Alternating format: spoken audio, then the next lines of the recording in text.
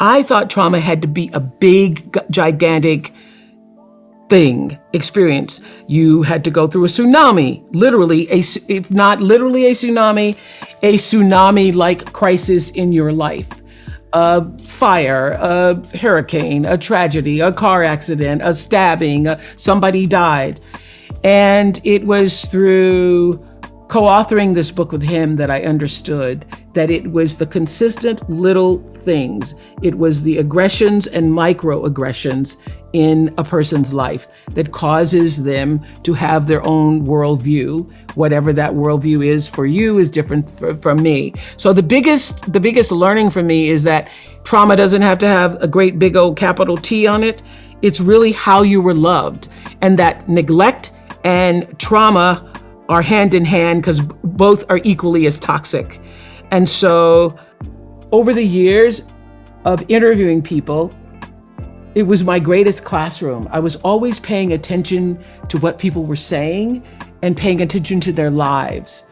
And what I understood and could articulate, not through science, but just through my own observation, is that, people are as dysfunctional, as unhappy, as disoriented in their lives based on how far they are from the center of themselves.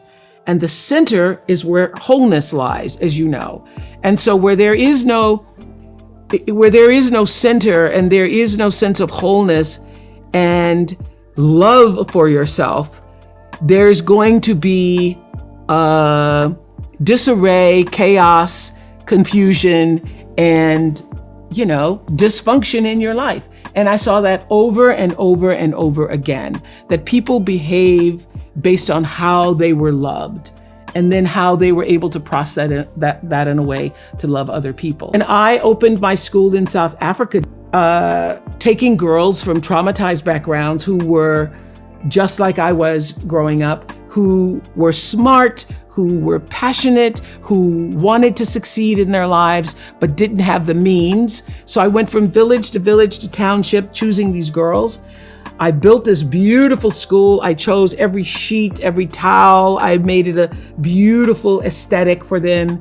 And I thought they're gonna just now have these magnificent lives. Well, the first 3 days, girls were having really strange behaviors and like running out of the rooms and crying in the classrooms and having breakdowns. I called Bruce Perry, Dr. Perry, from South Africa and said, I don't know what is going on here.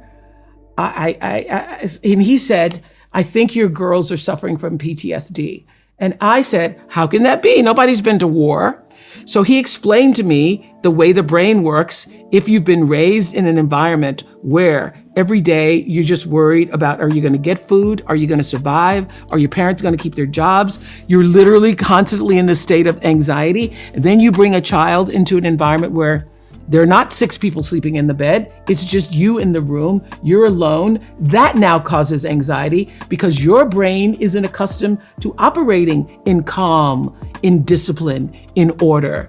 And so that's when I started working with Bruce at my school. So he's been a major influence for me. And then we did a story together for 60 Minutes where this question of what happened to you came up, where he said people always ask the wrong question when they're dealing with children with behavioral issues. They say what's wrong with that child instead of what happened to them. And that was the biggest aha for me.